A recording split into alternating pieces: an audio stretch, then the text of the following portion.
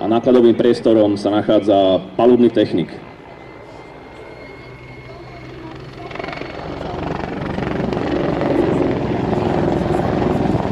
Vrtuľník Mi-24. Ne.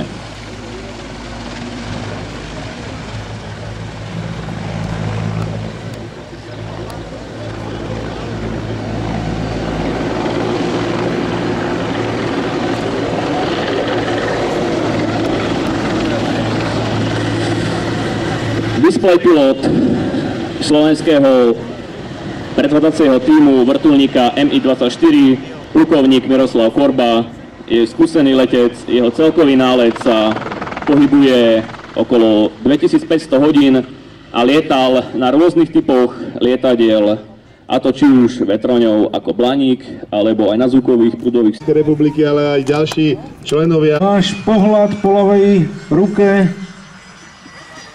určite narazí na jednu krásnu stíhačku,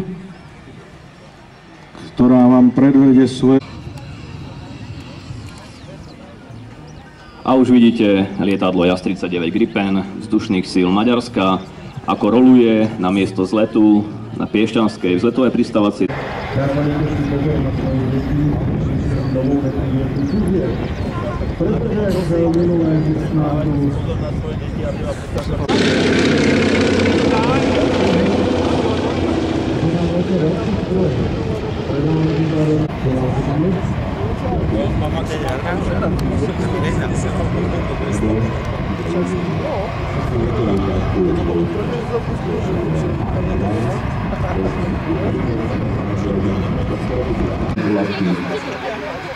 Získavanie prehľadu a rozhodovacích proces veliteľov na taktickú úrovni.